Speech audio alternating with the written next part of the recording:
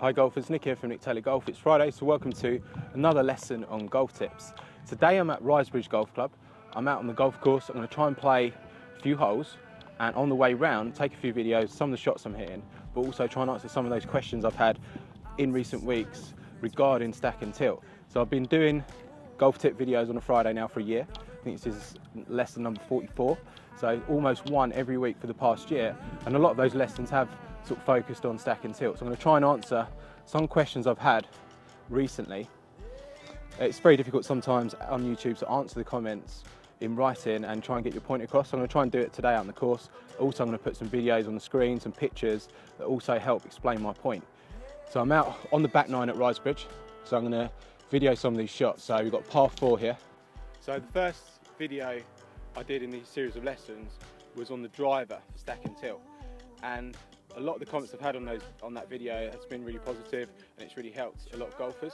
But I still get some comments from people saying you can't use stack and tilt with a driver. So I'm going to try and answer some of those questions today. So let's hit this drive.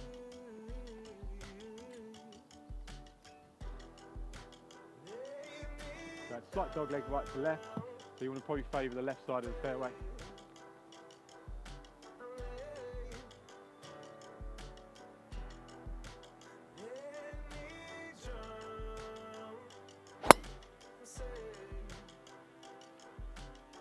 From the right. Okay, pretty good, hopefully you saw that.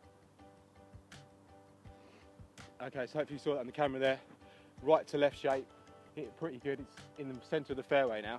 So the standard shot there for stack and tilt is a push draw. So the ball starts out to the right and it draws back in towards your target without crossing the point of the fairway. So we don't want that ball crossing the fairway going into the left rough.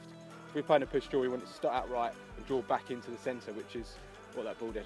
Okay, so I've left myself about 140 into the pin. So it's got 9 irons, a bit into the wind and slightly from the left. So I'm going to try and hit this ball at the pin with a little draw to hopefully hold it up into that wind. So let's give it a go.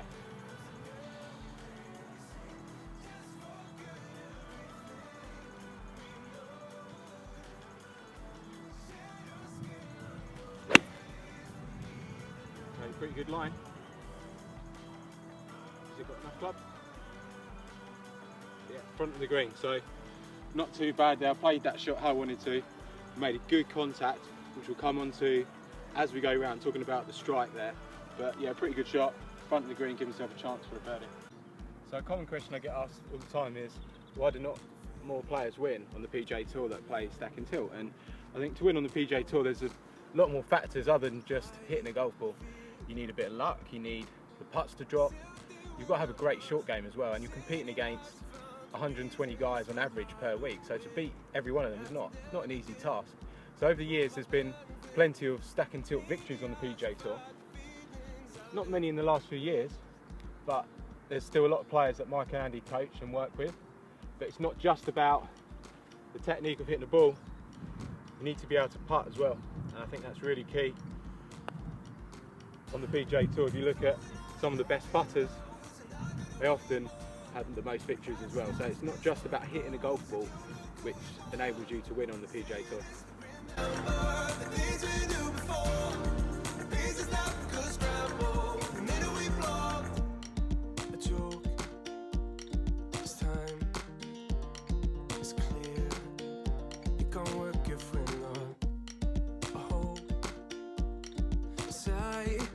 Okay, so I'm on the par 5 14th at Risebridge, and I'm just going to talk to you a little bit about the driver.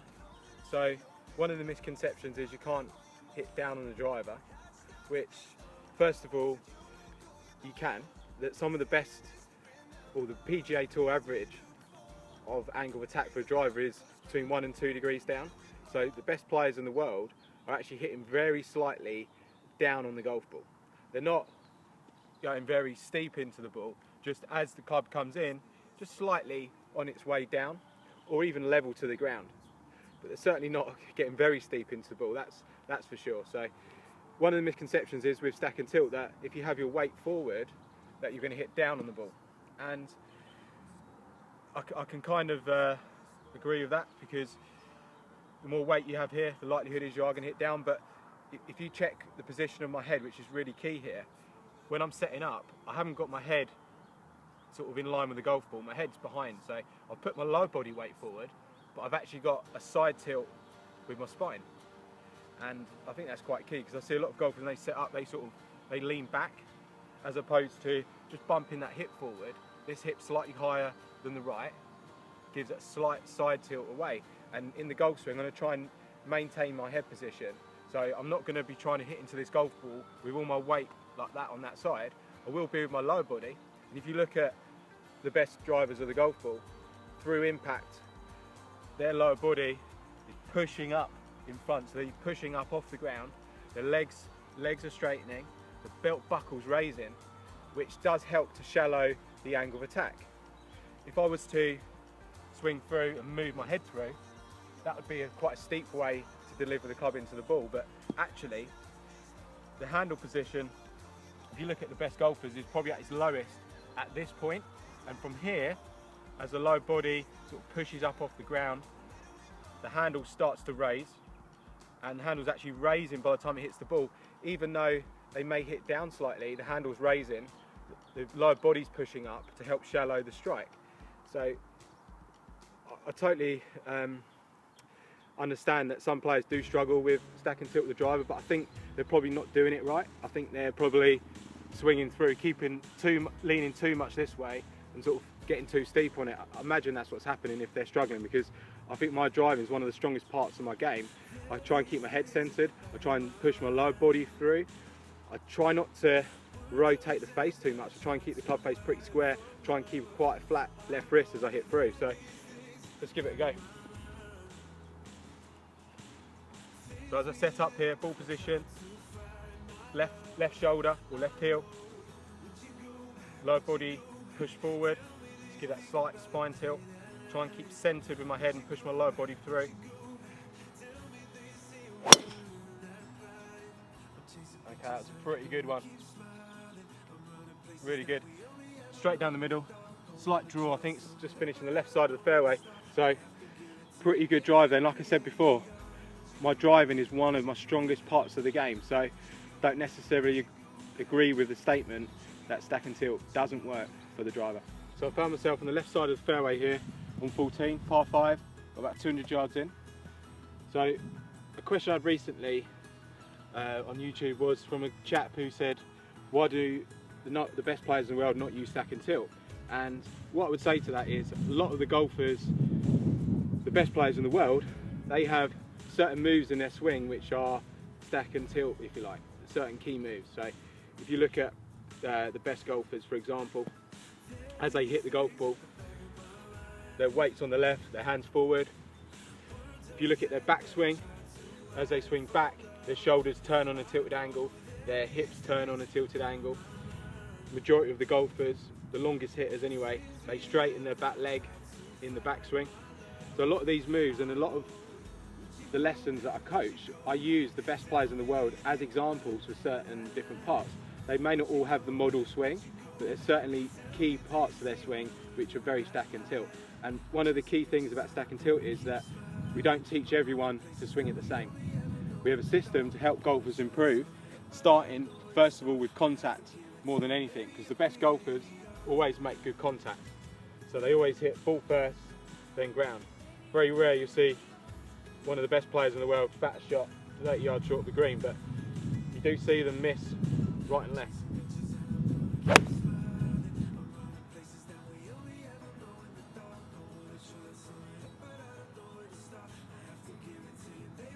Okay, I think that's got to the front. There's a double tier green, this one. And the pin's right back. Okay, so I made it to the back of the green. This is the tier I was talking about. There's the fairway back here. The pin's on the back here. And gone to the back of the green. So let's see if I can 2-putt for birdie. Or 1-putt for eagle.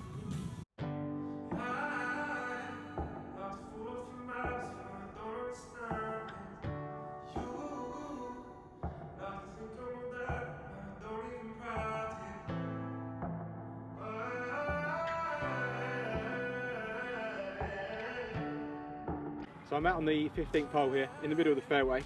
Got about 150 to the pin. So I've got an 8-iron, slightly downwind. So I'm just going to talk to you about the strike or the contact, which I think is probably the most important part of playing good golf. If you can't strike the ball consistently, if you can't hit the ground in the same spot consistently, then you need to work on it. And I see a lot of golfers for lessons and for custom fitting, and a lot of them come to me and I say to them, you work on your golf, you're doing anything? And the amount of golfers that say to me, yeah, I'm just working on my grip, I'm just tweaking my right hand on my left hand, and I think that's so frustrating, because if the golfer can't hit the ground in the same spot, it doesn't really matter that much how he's holding it. Okay, the odd good shot, it might make a difference, but really until they can start striking the ground consistently, I don't think it really matters that much. And to be honest, I can't remember the last lesson where I changed arm's grip, so it was that long ago. So I don't think the grip is a major fundamental. I think it's a variable, it varies from person to person. Some golfers you see on the PGA Tour with a left hand grip like that, some like that, and everyone else in between. So I don't think there's a set way to hold it. You sometimes can improve your grip in a certain way, but I always believe the strike is the most important thing. So I'm going to hit this 8-iron here. I've put a tee next to the ball, so we're going to look at the strike, have a look at the low point, and sort of give you an idea of how we should be hitting this golf ball.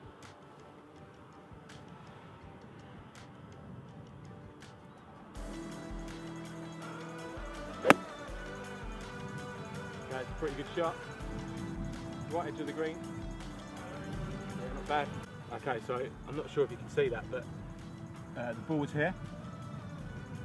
There's no contact. There's no blades of grass missing anywhere in this area, certainly not before the ball. And the first sign of any grass sort of being taken is probably half an inch to an inch after the ball. And then probably the lowest point in the club is probably there, which is sort of a good 3 or 4 inches after I've struck the golf ball. So that's really key in terms of consistency. You've got to be able to hit the ground this side of that tee, or this side of the ball. If you're hitting back here somewhere, you're really going to struggle.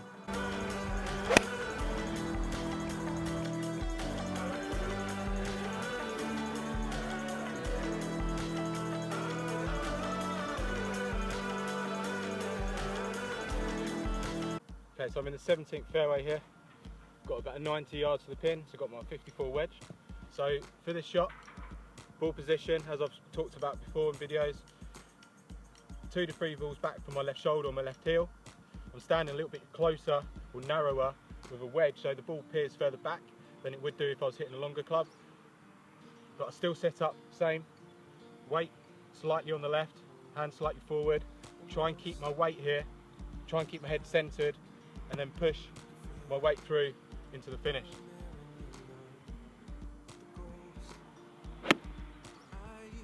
Okay, a little bit like that. Okay, not bad. Pretty good strike again. Ball here, and then low point there. Okay, so on the 18 here, we'll go for a different viewpoint here. So we've got the camera from behind. Take a look at this view.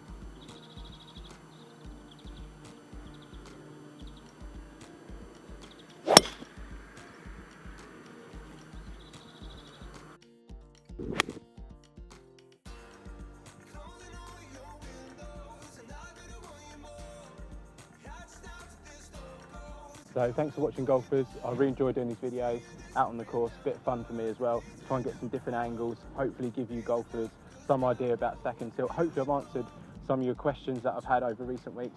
I know it's difficult in the comment section to answer all of them the best I can, but I try to. If not, I'll try and answer some of your questions in future videos.